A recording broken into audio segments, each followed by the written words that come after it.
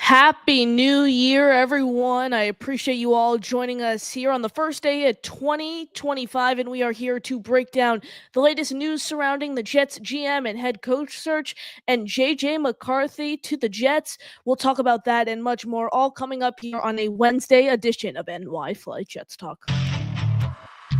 J-E-T-S, Jets, let's go.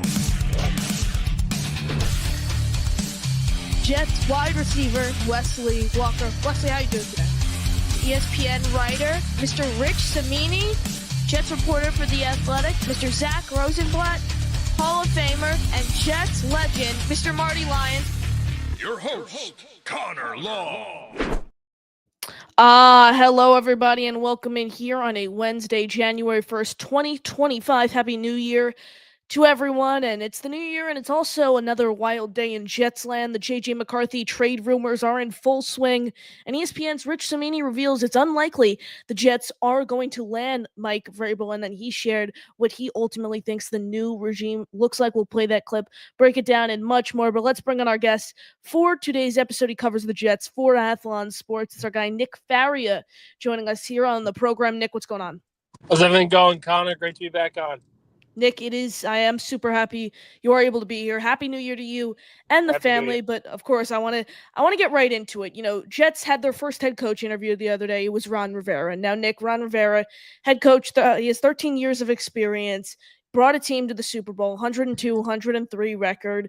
Overall thoughts on the interview? I know he was fired after the 2023 season with the Commanders. He later told ESPN's John Keane he would return to the NFL sidelines, even if it meant he was in a defensive coordinator role. Thoughts on the interview? Can we really make anything of that? No, and I think this is just obviously the first head coaching interview, and I think there's going to be a lot of fans out there that are overly concerned about Ron Rivera because of how his tenure with the Washington Commanders ended. Of course, they were one of the worst teams in football in his final year and the last couple of years as well. But by and large, Rivera is a locker room culture guy, and that's what the Jets are trying to establish here. This isn't to say that Rivera is the favorite or he's going to be the top guy. What it does, though, is it allows them to pick the brains of someone who has rebuilt organizations that were dysfunctional in the past. He took over a Carolina Panthers job that really no one wanted, drafted Cam Newton, and in a few years after that, they were in the Super Bowl as a 15-win team. That doesn't just happen. You don't just sort of luck yourself into that kind of situation. Rivera does a very good job in sort of establishing cultures wherever he goes. And the Jets, this isn't to say that he's going to hire him, but at the very least, pick his brains, see what he thinks this team desperately needs, what kind of coach this team desperately needs. So I looked at this more as a formality of, okay, they are leaving no stone unturned for the head coaching position, same for the general manager position, par for the course. Everyone smash that like button. Make sure you are subscribed to the channel. We are joined by Athlon Sports' Nick Faria. Now, guys, yesterday, if you missed our big announcement, the NY Jets Talk merch store is officially live. The link is pinned at the top of the chat. I'd really appreciate if you guys can go check out some of the things there. Every 10 memberships that you guys give, we will be raffling off a free item from the merch store. And every membership that you guys give, we're now doing a membership raffle. So every month, your name will be drawn to win some prizes from the merch store, some Jets memorabilia. So I really appreciate if you guys can go in, drop some memberships. The memberships that were gifted from yesterday will count to our raffle. The winner will be drawn, obviously, our last show of the month. Now, Nick, staying with the topic of these head coach interviews, Rex Ryan appeared with our guy Jake Asman on ESPN Radio. He said he expects to earn an interview for the job. Now, Nick, I don't know about your thoughts here, but I'm not a fan of Rex. You look at what Rex did his time with the Jets. Yes, the unforgettable back-to-back AFC championship runs, but I really think that roster was built by Eric Mangini, and Rex Ryan, I think, was the guy who provided the energy that really sparked that team to, go on the run they deserved. Then he goes over to Buffalo with a loaded roster, and he really doesn't do anything. I'm not a fan of Rex, and if I'm the Jets, my first question I'm asking him is, how are you going to be better the second time around with this team, and what's your plan for the offensive side of the football? Thoughts on Rexy for head coach? Yeah, listen, I have to laugh at this because I feel it is such an outlandish thought process to begin with. I'm sure they'll try to interview him. I'm sure his relationship with Woody is very strong and he can be a serious candidate. But at the end of the day, this idea that Jet fans are going to ignore, the Jets are going to ignore how Rex Ryan's tenure ended in New York. Not just began, obviously it began with a bang, but it also ended embarrassingly. You had multiple quarterback problems, the locker room splintered, all these other issues on both offense and defense. And Rex Ryan hasn't been a coach in the National Football League in close to a decade. So I really don't see this as anything more than just trying to get the fan base riled up, see how the fan base would react. I don't consider him a legitimate candidate. And if he even were to be hired in the long run, it would be something so astronomical that I think it would send shockwaves throughout the National Football League. Yeah, it's, like you mentioned, he hasn't been a coach in the NFL since 2016 with the Bills. One thing I like, Nick, we're going to get into the quarterback situation a little later on, is I'm a fan of Tyrod Taylor. I think he deserves a shot at the starting job next season. And Rex Ryan has a good relationship with Tyrod Taylor from their time over in Buffalo. Rex Ryan has said nothing but great things about Tyrod. So if Rex Ryan comes to the team, honestly, it's hard to answer that kind of who would his quarterback be, because I know he really likes Rodgers, and then he has the past history, obviously, with Tyrod Taylor. So that's where I'll stand. But Nick, I'm going to play a clip earlier from ESPN's Rich Cimini on his podcast talking about the head coach and GM search for our New York Jets. They really want to get an experienced person in one or two of those positions, but at least one. And I think you want to try to get an offensive-minded head coach, but I just don't know if that person is out there. I think the Jets, if I had to bet, want Mike Vrabel right now, but I don't think Vrabel is going to come to the Jets. So my prediction would be Aaron Glenn as head coach, the former Jets player, current Lions defensive coordinator. And my prediction for GM, this is a tough one, but I'm going to go with Mike Borgonzi from the Kansas City Chiefs, their assistant GM, from obviously a model program, a winning program, and you pair him with an Aaron Glenn. Now, my dark horse tandem would be Liam Cohen, the Buccaneers offensive coordinator, and Mike Greenberg, the Buccaneers assistant GM. Now, Nick, an interesting story there from Rich Cimini, obviously, which he shared on his Flight Deck podcast that came out earlier today. Aaron Glenn is a name we've been hearing a lot of. He has the history with the Jets. Jets selected him first round 1994, played with the team for 8 seasons. He was a personnel scout with them in 2009 and 2010. I've always said, if the Jets are going to go with a first-timer, I would love to have Aaron Glenn. Thoughts on that regime he kind of laid out there? It would just tell me the Jets haven't learned anything. That's just something that would strike fast to me right away. The Jets, ever since Bill Parcells, have been hiring young or experienced defensive-minded coaches. The only offensive mind that was brought in was Adam Gase, and he was given 2 years. Yep.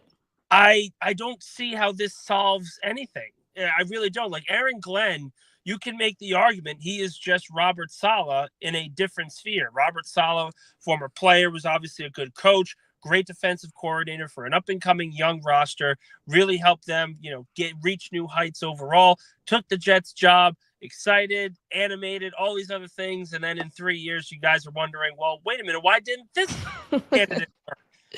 I look at it and I say, if the Jets really want to change things, and I've been on the banging of the drum here now for quite some time, but if they really want to understand why they have been struggling, you have to look at the offense and you have to look at the quarterback. You haven't figured out that position at all. And to me, the top guy on the Jets list should be offensive coordinator of the Baltimore Ravens, Todd Monken. That there's really no excuses to not consider him for this role. Ever since he was a finalist for the job back in, I believe it was 2019, 2018? Yep, 2019. You had him in the building. You didn't hire him. He goes off to Baltimore, and he helps Lamar Jackson win MVP potentially 2 years in a row now. I mean, there's a very good chance that Lamar is backdooring himself into the MVP conversation once again. Sure. So I don't see how Aaron Glenn would be any different based on his overall structure than Robert Saleh was when he first came in. I don't see how he's any different than Rex Ryan and Eric Mangini and Herman Edwards.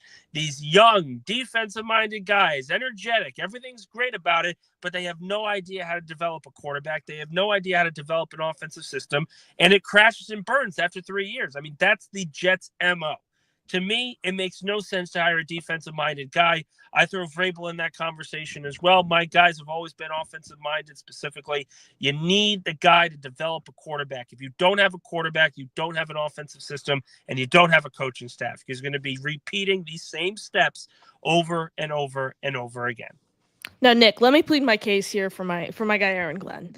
I'm going to start off. Obviously he's on the younger side. You look what he's done with the Lions defense. He's currently in his fourth season. The main reason I want Glenn, well, there's two things. First off, he has a fiery personality. That's the main thing I like about him. He knows what it's like to be a part of this organization. He knows what it's like to be a part of the New York market.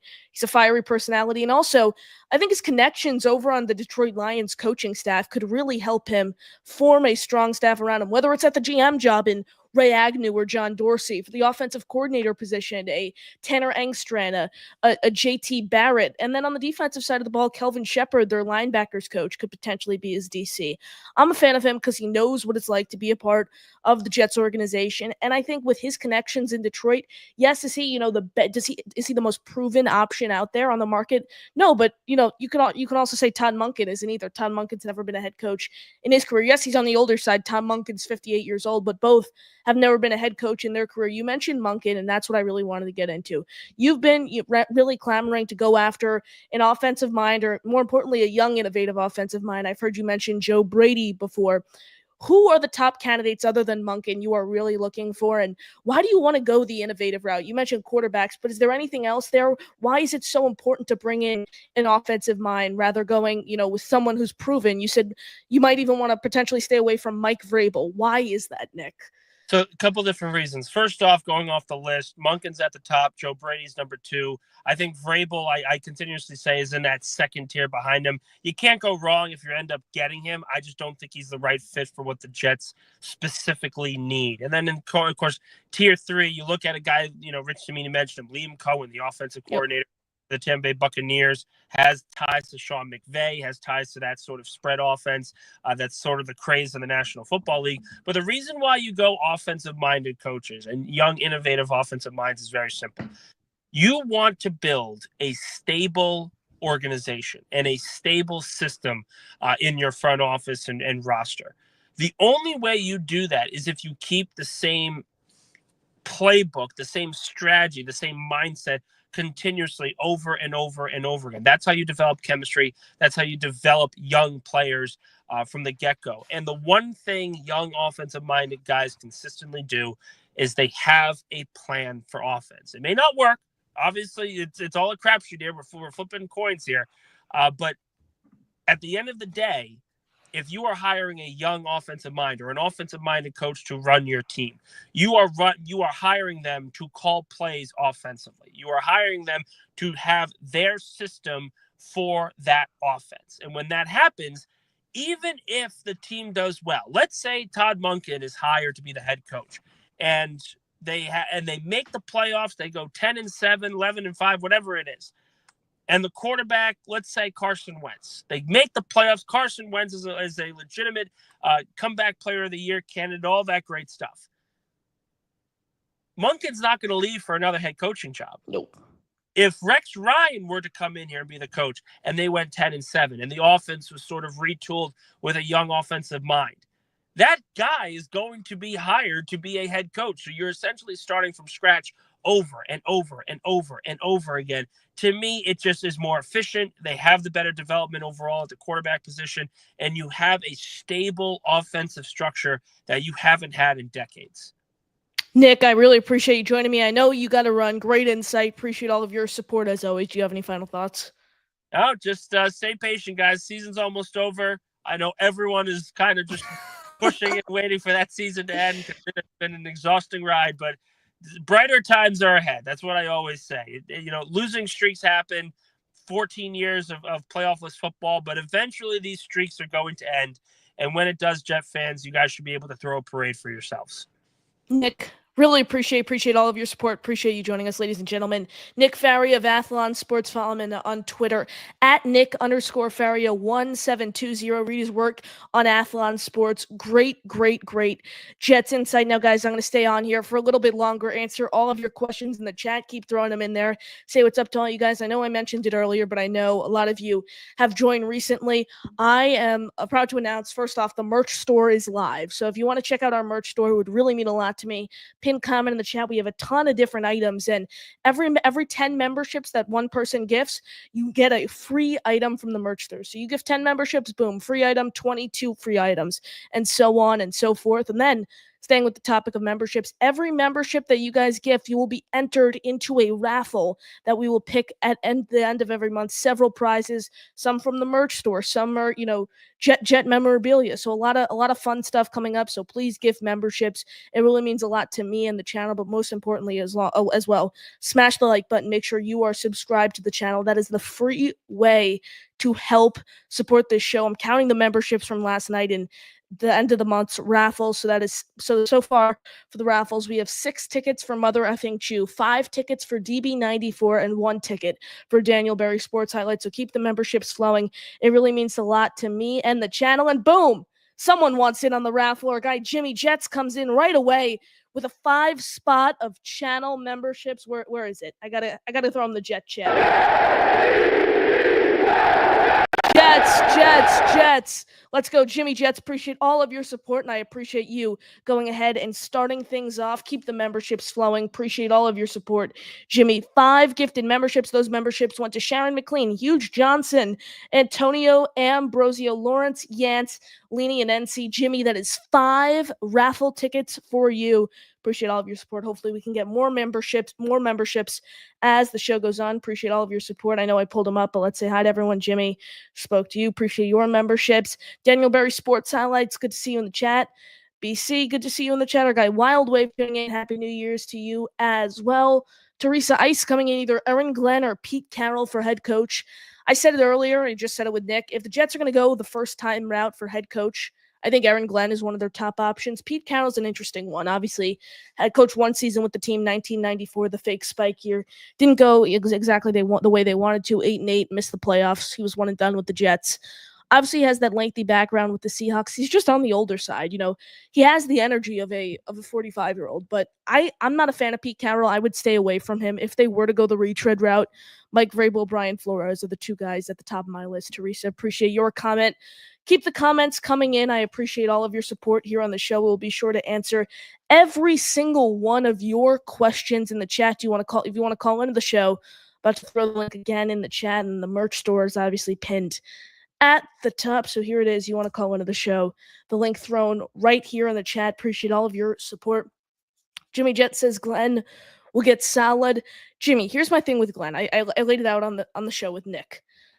I think he has a different personality than Robert Saleh. I think Aaron Glenn is someone, well, first, he has a history with the organization. So he knows what it's like to be a New York Jet. He knows what it's like to be a part of the organization, not only as a player, but also as an executive personnel scout with the team for 2 seasons.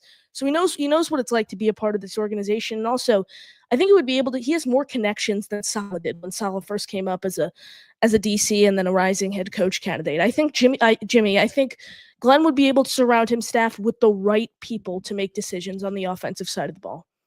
So if the Jets are going to go the first time route, I think Glenn is a top option. That's where I stand.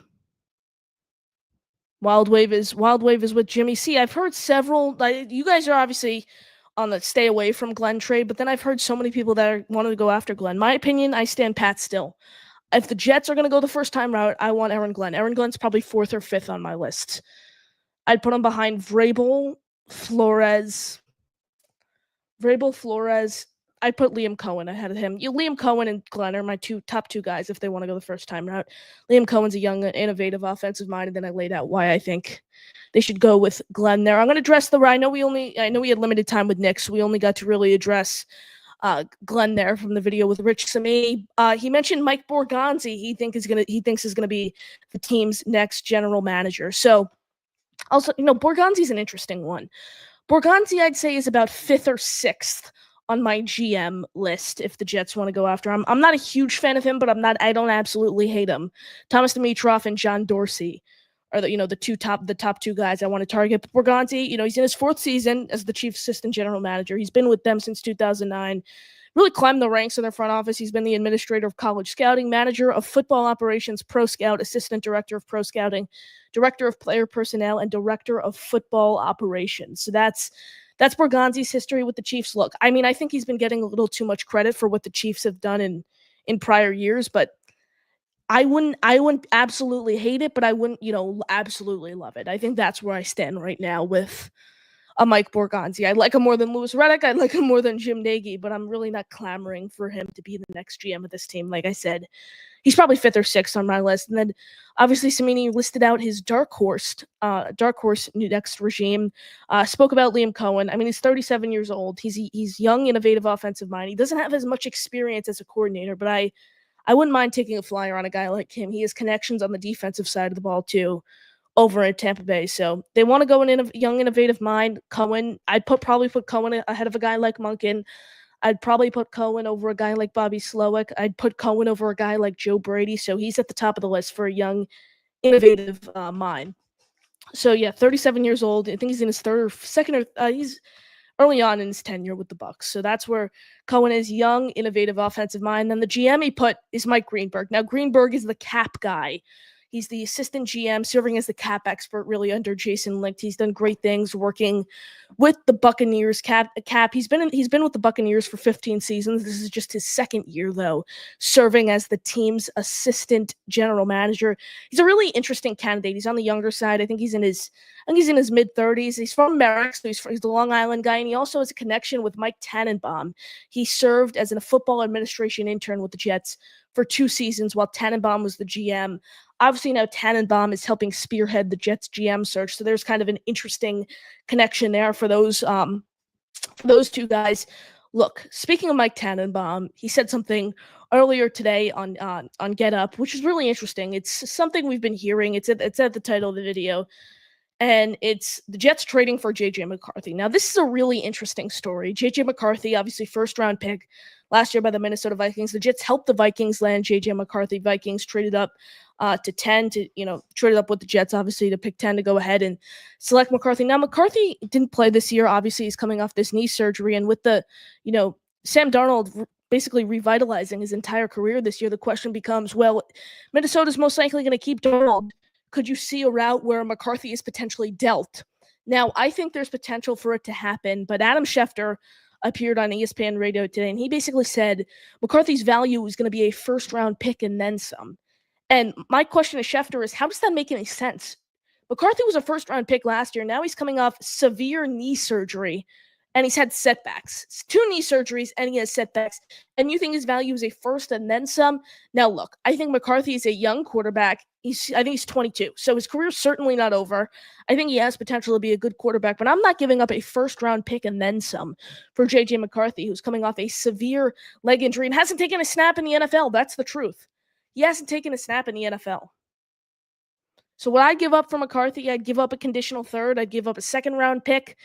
I'd maybe do a second and a third, but I'm not giving up a first-round pick and then some. I wouldn't even just flat-out give up a first-round pick for a guy like McCarthy. What does he put on tape in the NFL? And he's going to face even more setbacks with a leg injury now. I'm not, putting that much on the line for a guy like J.J. McCarthy. Let's see. Get back to your questions, comments, super chats. Keep them coming in. If you're just joining us, I noticed we just had a bunch of people join us. Merch stores pinned at the top of the chat. I appreciate all of that. And then every 10 memberships that you guys give, you'll get a free item for the merch store, so on, so forth, 20 for 2 items. And then our membership raffle that Jimmy Jets got us started off. He gifted 5 memberships to start the show. Every membership you give, you get a free ticket into our raffle at the end of the month to win epic prizes. So every membership will count towards the raffle, and then that will be drawn the last show of the month. Obviously, let's get back to your comments in the chat. Keep the comments coming in. I'll stay on here for a little longer to get to all of your Jet-related questions. Let's see. Oh, Wild Wave, I read your comment wrong. Glenn is cut from an old school cloth, unlike Salah. So yeah, sorry, I misunderstood there. You want Glenn. Glenn is my number 2. Okay, there we're on the same page. Let's see. I'd rather have Spytech. Now, Wild Wave, Spytech's an interesting one. He's the kind of the talent evaluator guy. Obviously, they have 2 assistant GMs. Licht is the Bucs GM, obviously. Greenberg is his cap expert, and then Spytech is really the talent evaluator in that organization. I'm assuming this came in about when I was talking about Borgonzi, so I'm assuming you'd say you'd rather have Spytech over Borgonzi. They both haven't been a GM in their career. That's the bottom line. I'm prioritizing experience in both the head coach and GM jobs. So Thomas Dimitroff and John Dorsey are really at the top of the list, but both those guys are on the younger side. I mean, Ray Agnew is the top if they want to go a guy who doesn't have a ton of experience. He's interestingly connected to the Jets through his son, Ray Agnew III, who's in his 8th season with the Jets as a pro scout. So you'd rather have spy tech and say you want a talent evaluator. All right, I see both sides why the Jets would rather, kind of want to go after a cap guy or a talent evaluator. It's an interesting, you could argue both sides for sure here. Barney, good to see you in the chat. Hope you had a happy new year. Good to see you. Appreciate all of your support. Highlight Haven, good to see you in the chat. Appreciate your support. Be sure to check out his channel. There's great stuff over there. Pretty much nailed it. That's what I was going to say, Wildwave. Why is he... It's one thing. Well, he's the former GM of the team. He could talk about the team when he wants, but he's literally spearheading this search for the Jets. He's literally spearheading this GM head coach search for the Jets. Why is he offering up advice as he's, basically playing a big role in this offseason search for the Jets? It doesn't make sense to me. It really doesn't. And I don't think it was good advice, really. I don't think J.J. I'd rather have a Tyrod Taylor. I'd rather have a Justin Fields play quarterback next season than a guy like J.J. McCarthy. That's where I am. Jimmy, Glenn is my number 3. All right, yeah, we're pretty. I have Glenn at like 3 or 4, so he's closer to the top of the list for me. Teresa, J.J. McCarthy's injury prone. It seems like he's going to be injured again. I want to see. It's gonna be interesting where he gets an opportunity next season, because I think Sam's starting no matter what next season, whether it is on a franchise, whether it's on a franchise tag or they sign him long term after this impressive year. I don't think J.J. McCarthy's starting with the Vikings next season. I don't. So I think he'll get an opportunity somewhere next year. I just don't want, maybe you could bring him in as a backup, or maybe, you have Tyrod, and then those two kind of battle it out for the starting job in training camp, and then he sits behind, and maybe that's your long-term answer at quarterback. I don't want him to start. I wouldn't mind if you give up a 2nd or 3rd round pick, and then he's going to come in and sit behind Tyrod for a year or two. I wouldn't mind that, but a lot of it depends on what the value for a guy like McCarthy. Flores is my number 1. Jimmy, he's number 2 for me. I have Vrabel just ahead of Flores, but I've seen a lot of people who have Mike Vrabel as their number 1 option as the head coach. Obviously has the history with the Dolphins. He hates the Dolphins, and he kind of reminds me, his comparison's tough. I compare Glenn to Herm Edwards, but Flores is a softer spoken head coach, but he's still going to hold guys accountable. That's the interesting part. It's the interesting part there. Back to McCarthy. Barney says J.J. McCarthy in the Vikings 2025 low 1st round pick and maybe a 3rd to us for Garrett Wilson. I'm not doing that, Barney. No way. No way. I would not do that. I'm not giving up Garrett Wilson at any cost. Would I start if the Jets are even exploring the potential of trading Garrett Wilson, which I don't think is absolutely wild? What I start with is I say 3 1st round picks. Maybe they say no, and that's too crazy of an offer, but then I'm not trading him. I think Garrett Wilson is a very, very, very, very valuable piece. I wouldn't take McCarthy a 1st and then a 3rd. I wouldn't do that. Nice thought, though, but I simply can't give up a guy like Garrett Wilson for an unproven quarterback, a 1st round pick, and a 3rd. We still have to keep in mind the draft's a crapshoot. So why would you? Basically, that's essentially 3 draft picks, because McCarthy's never taken a snap in the NFL before. Basically, 3 draft picks for a guy who's hit 1,000 yards 3 consecutive seasons. First Jet to do that. His first 3 seasons in a row. No way, Jose. No way. Highlight Haven just joined. You may have already talked about this. Are you concerned when it comes to Rivera's drafting ability? All 4 of his 1st rounders from Washington are cut, traded. Jamin Fords, Dotson, Chase Young. Now look, Chase Young, he's ultimately carved himself out a nice little career over there. But what I'm going to say is GM ultimately gets final say. Yes, has Rivera, had some say in drafting decisions there, for sure. But ultimately, their general manager gets the final say. Obviously, Adam Peters is your new GM. Old GM was gone. He went out of the door with Rivera. So, he also drafted Cam Newton. So you could say that, but then he also drafted Cam Newton at the same time. So you can kind of go tat with that.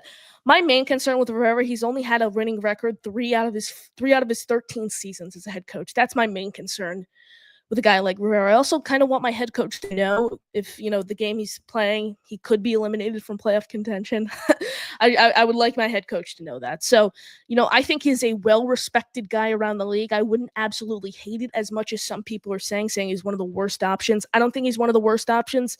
I'd probably put him in my top 10 potentially, based on his track record of inheriting a 2-14 Carolina Panthers team in 2011 and then bringing them to the playoffs 4 out of the next 5 seasons, including Super Bowl berth in a 15-1 year in 2015. I think there's something to be said for that. Well, we've Connor, what defense do the Lions run? I think this is a 3-4, but someone say in the chat. I'm pretty sure it is a 3-4 defense. Oh yeah, Jimmy Jets. Yeah, I'm right there. 3-4 defense is what Aaron Glenn and the Detroit Lions currently run. Let's see. So more, man. If Glenn comes here, I don't think Quinnen and I think you're saying Quincy and Sherwood fit that system.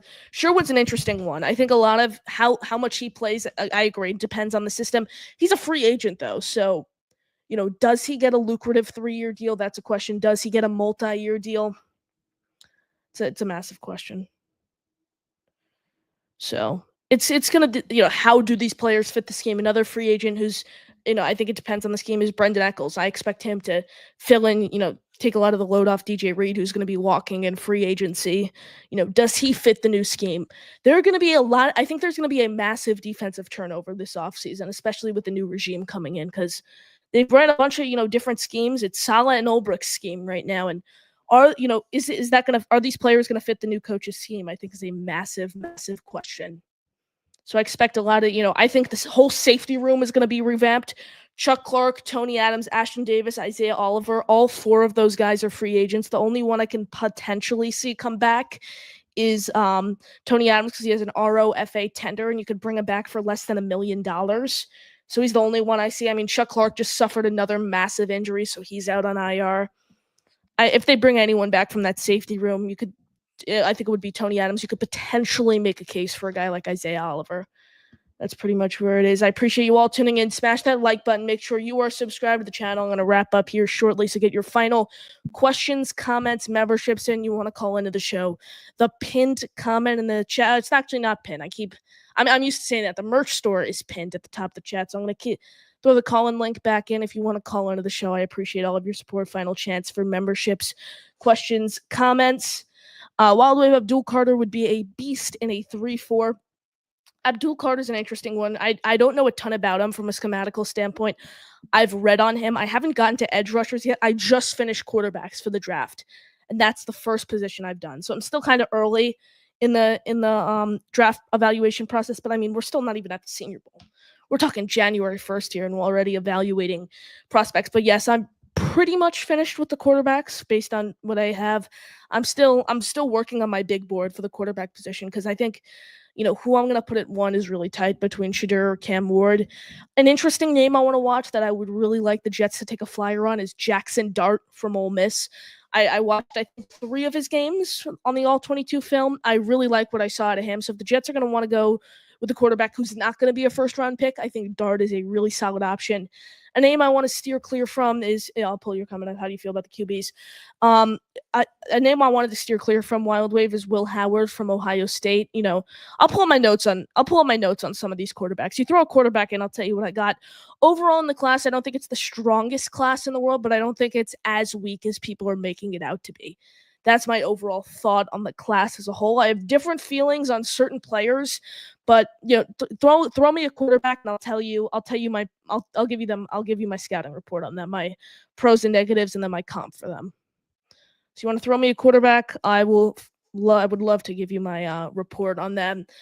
I'll give you mine on Will Howard, who I said I don't really like here.